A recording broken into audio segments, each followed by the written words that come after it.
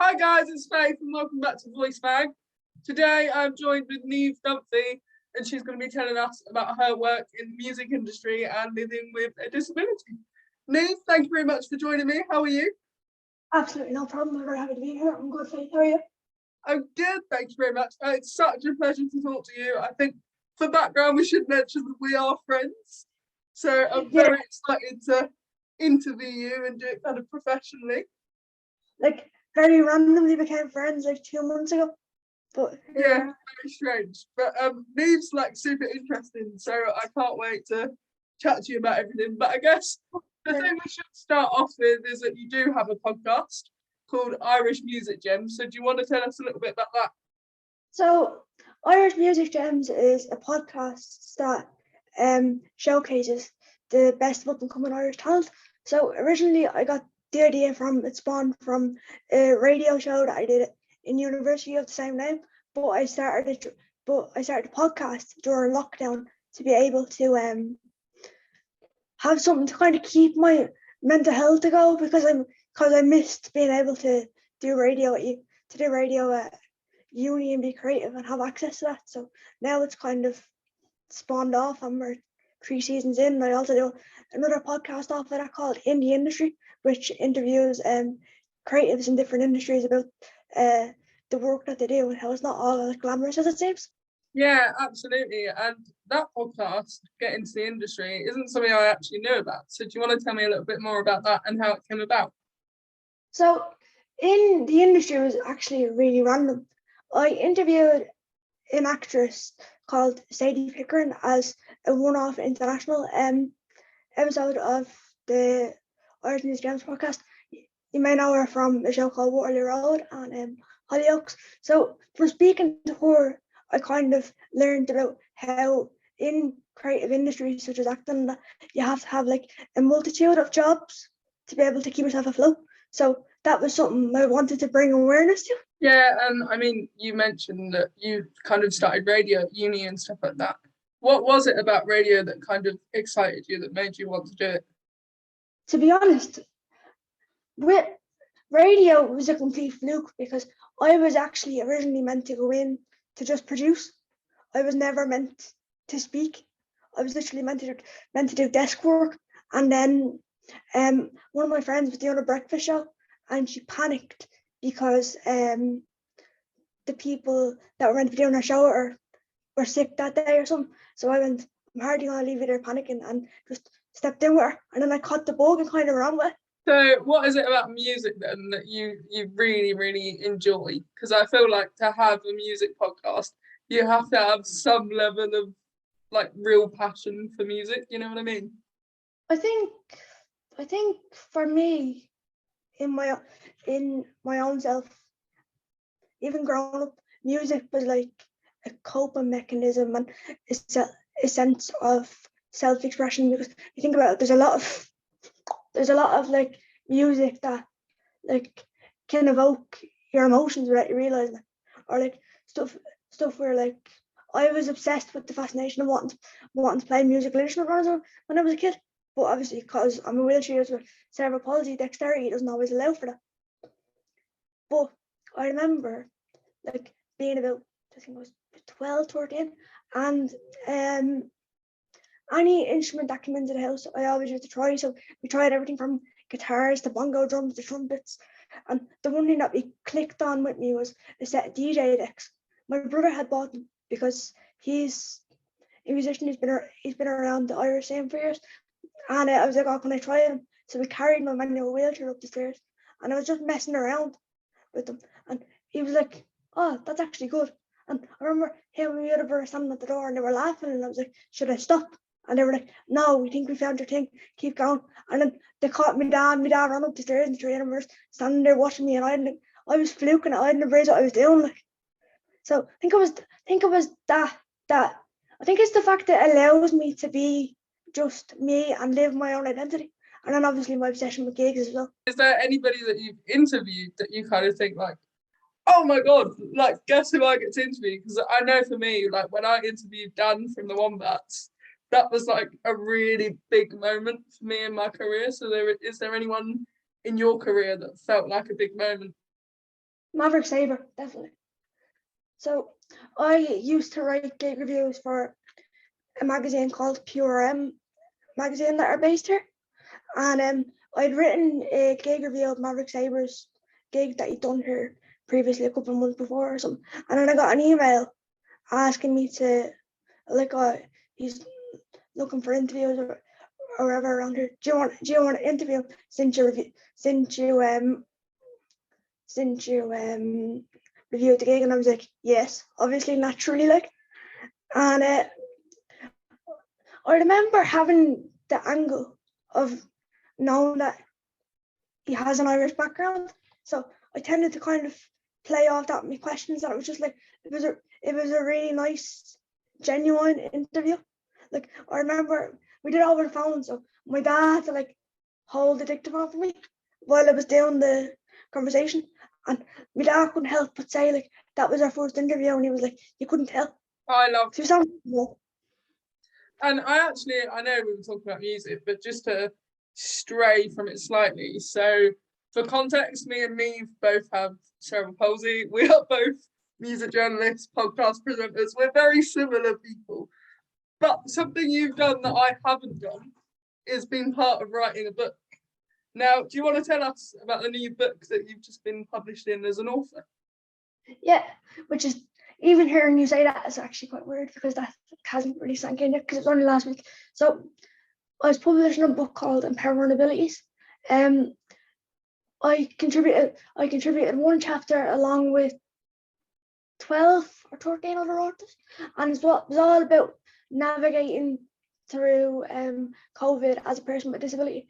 So my chapter was all about how I managed to navigate my life living independently with the assistance of carers through lockdown, as well as completing my ordinary degree in digital marketing at the time, and how what the effects of that were, and how I kind of in the chapter I kind of went into how people take for granted the normalcy that is for us. We would have to book everywhere and we go everywhere. A lot of my able-bodied friends took that for granted when they had to do that during lockdown. When you were kind of approached to be part of this book, what was the thing that jumped out at you to kind of say, oh my God, I really have to do this. I have to be a part of this project? I just kind of liked the idea of sharing a different side of me because people know me as an athlete, a writer, and a podcaster. So I wanted to this is probably the most personal piece I've ever written. So I wanted to show the many sides of me.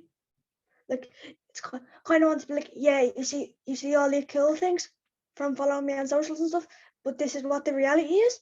Yeah, no, I totally get that. And I think, when you go on my Instagram, it's kind of just gigs and work things, and people kind of think, oh, she gets on, but actually behind the scenes, sometimes it's quite hard to do my job for access reasons and stuff like that. But I guess, you've mentioned that you do radio, podcasts, that kind of thing. So you do Dublin South, if I'm correct. What's that like? Do you enjoy that?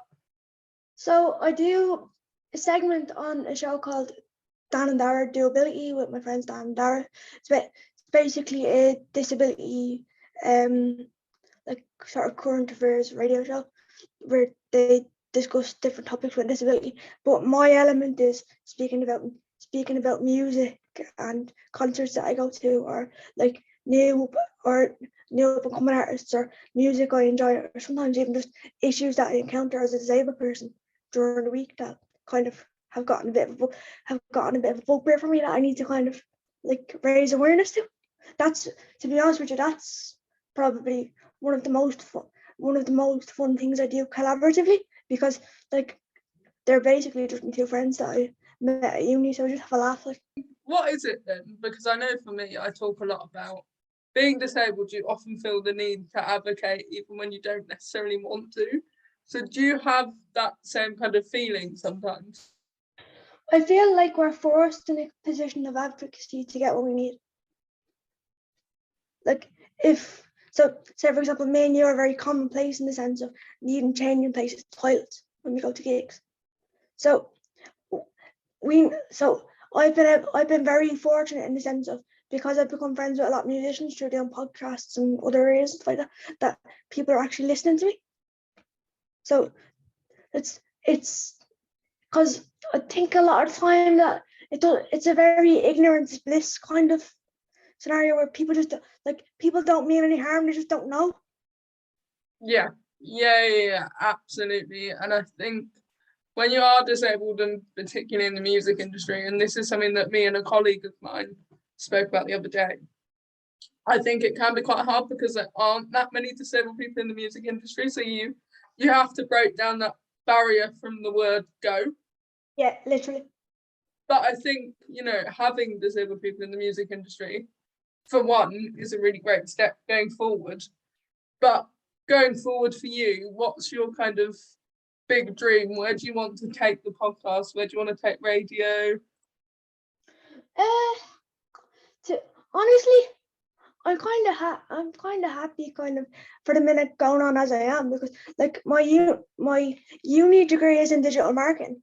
So if I can do something where I can combine where I spent 4 years educating myself, and then keep going what I'm doing as a side hobby. I've got a couple of other projects coming out this year that I can't speak about, that I'm very, very, very, very excited for. But I'm with the podcast and stuff. It started out as an outlet for my mental health, and thankfully people seem to enjoy it, and I'm very grateful that they do. And the biggest compliment that in the world that I get is when people send me their music to listen to it, or ask me themselves to be on a podcast. It's quite a weird feeling that was it was only 4 years ago when I started uni, and 3 when I started the podcast. So I think the idea for me, and from an access point of view for gigs, is for every concert venue to have changing places toilets, because it's just something that nobody knows enough about. And again, as I said earlier, it's an ignorance of this sort of situation. Yeah, for sure. And it's something that we've spoken about because we have the same problem here in the UK. And it's something I've spoken about a lot. And even where we were trying to figure out if I could come to Dublin for George Ezra, but then we couldn't get the place because there's only a few places in Ireland with ceiling hoists that allow you to stay over. And I think so it's thinking about access specifically in venues, but access more generally as well. Yeah. But is there any kind of advice that you would give someone who is maybe disabled that wants to get into the podcasting industry or into radio? 2 pieces of advice, possibly 3, depending on how I word this. So first one is, honestly, just have fun with it, because the more you have fun with it, the more that's gonna rate it across to who you're interviewing, and that builds contacts, and put every piece of yourself into your interviews, because if you that way it comes across more like a conversation. And my last one, which is what I say to every disabled person ever, never be afraid to try any mad sporadic idea that comes into your head, because who knows, it could lead to some of the most random but best experiences ever. My best piece of advice is just any idea that you think you want to do, never be afraid to do it, because God knows where it can lead you, and it's led me to some really great opportunities in the last 10 years. You know what? I love that advice. I think that is sound advice. And I think that is the perfect way to end. So, Niamh, thank you very much for joining me today. Thanks for watching Voice Mag, and hopefully I'll see you again soon. Bye.